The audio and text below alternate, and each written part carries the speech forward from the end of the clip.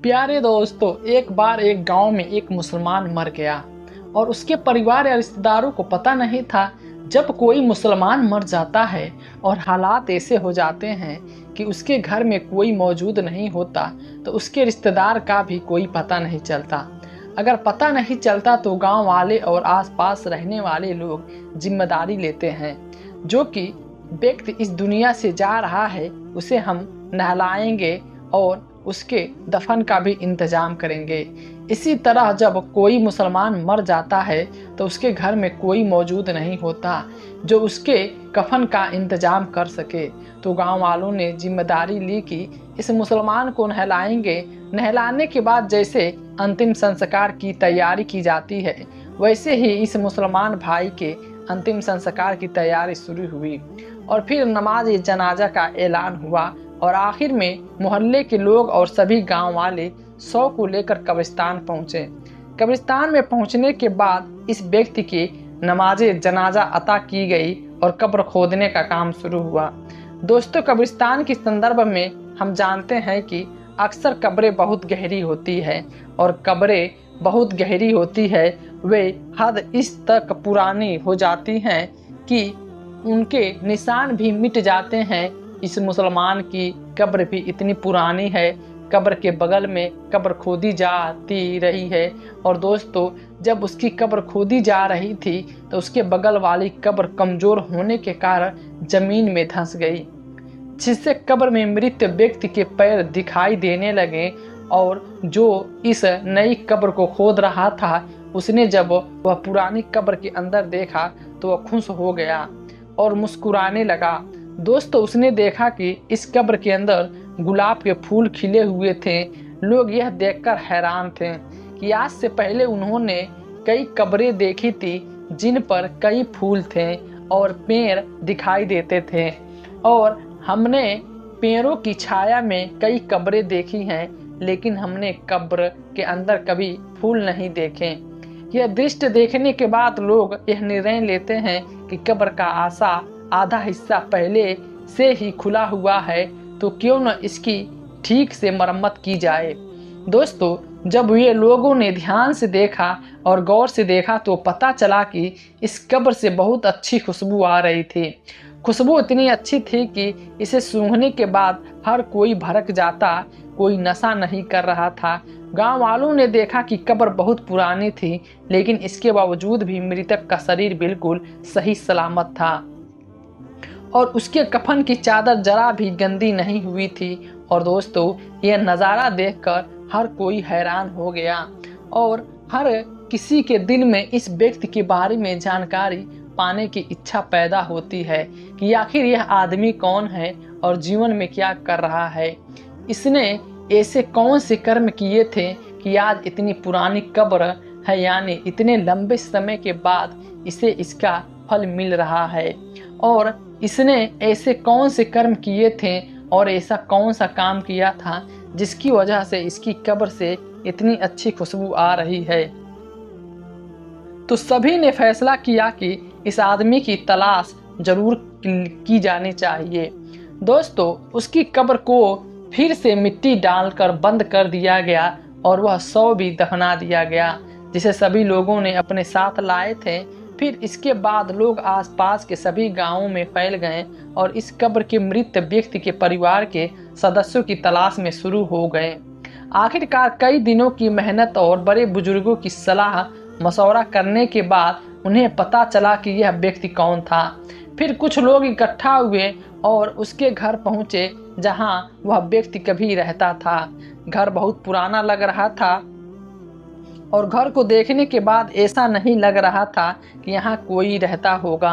लोगों ने उस घर का दरवाज़ा खटखटाया, जिसके बाद अंदर से एक बहुत ही कमज़ोर आवाज़ आई कि दरवाज़ा खुला है, अंदर आ जाओ।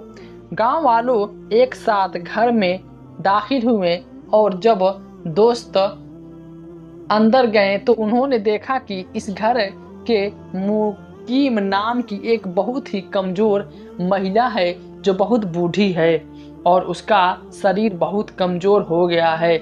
इसलिए ये लोग उसके पास गए और उससे पूछा कि उस जगह पर एक कब्र है जिसके बारे में बताया गया है कि अगर वह कब्र आपके घर से संबंधित है तो कृपया हमें बताएं कि वह किसकी कब्र है, और यह भी बताएं कि हमने कब्र में एक बहुत ही अजीब नज़ारा देखा है कि उस कब्र के अंदर से खुशबू आ रही थी और कब्र के अंदर गुलाब के फूल खिल रहे थे और कब्र में मृत व्यक्ति का शरीर भी बिल्कुल सही सलामत था और उसका कफन भी खराब नहीं हुआ था। आखिर वह व्यक्ति कौन था, यह सुनकर बुढ़िया कुछ पल के लिए चुप हो जाती है और फिर कहती है कि जिस कब्र की तुम बात कर रहे हो वह मेरे पति की कब्र है। वह अपनी जवानी में ही मर गए थे और वह मेरे लोग पूछते हैं कि तुम्हारे पति ने ऐसी कौन सी साधना की थी कि आज भी उनका शरीर पूरी तरह से सुरक्षित है और कब्र से खुशबू आ रही है।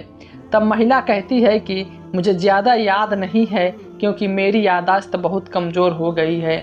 यह कमज़ोर हो गई है, लेकिन हाँ, एक ऐसी साधना थी जो मुझे आज भी याद है और मेरे पति उस साधना को रोज़ाना दोहराते थे। और यह साधना यह थी कि जब मैं हर सुबह फ़र्ज की नमाज अता करने के लिए मस्जिद जाते थे, वह देखती थी कि लोग नमाज के बाद कुरान पढ़ते थे ने के लिए मस्जिद जाते और वहीं बैठकर पवित्र कुरान पढ़ते रहते। लेकिन मेरे पति को पवित्र कुरान पढ़ना नहीं आता था और वह इस बात से बहुत दुखी होते थे और रोते हुए घर आते थे और वह आकर कहते थे कि मैं कितना बदकिस्मत हूँ कि मुझे पवित्र कुरान पढ़ना नहीं आता। हाँ, घर पे रखे कुरान को आदरपूर्वक चूमते थे और उसे अपने सीने से लगाते थे और उनकी आंखों से आंसू बहते थे और वह पवित्र कुरान खोलते थे और जो भी आयतें पढ़ सकते थे उन्हें पढ़ते थे। जब भी वो उनके सामने आते थे तो अपना सिर उनकी ओर झुमाता और कहते हैं, अल्लाह, इस किताब में जो कुछ भी तूने लिखा है वह सत्य है और तू सबसे सच्चा है और तेरी किताब सत्य है। और वह बहुत देर तक अपने हाथ अलग अलग आयतों पे घुमाते हुए इन शब्दों को दोहराया रहते थे और उनके आंसू लगातार बहते रहते थे। उसके बाद वह कुरान को चूमता और उसे अपने सीने से लगाता। वे उसे अपनी जगह पे रख देते और मेरे पति ऐसा रोज करते थे। मुझे लगता है कि यह वही अभ्यास है जिसकी वजह से उसकी कब्र से यह खुशबू आ रही है। दोस्तों, मैं आपके सामने पवित्र कुरान के प्रति प्रेम एक छोटा सा उदाहरण पेश करता हूँ। कहा गया है कि आजकल बहुत से लोग हैं जो पवित्र कुरान को पढ़ना जानते हैं, लेकिन फिर भी वह पवित्र कुरान को नहीं पढ़ सकते। वास्तव में बहुत से लोग जो इसे पढ़ने के बाद पवित्र कुरान को भूल गए हैं और वे अल्लाह से प्रार्थना करते हैं कि अल्लाह हमें और आपको कुरान को पढ़ने और उसका पालन करने की क्षमता प्रदान करें। प्यारे दोस्तों, आज की वीडियो में हम आपको एक ऐसी दर्दनाक घटना बताने जा रहे हैं जिसे सुनने के बाद आपकी आंखें भर आएंगी।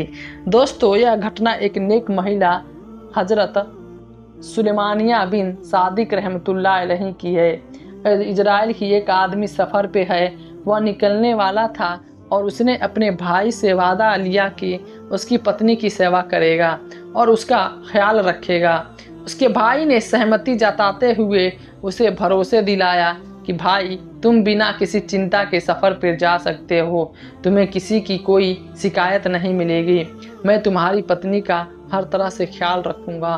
तो दोस्तों, वह व्यक्ति निश्चित होकर सफ़र चल गया और उसका भाई अपनी भाभी के साथ रहने लगा। लेकिन महिला की खूबसूरती ने उसका ध्यान अपनी तरफ आकर्षित कर लिया।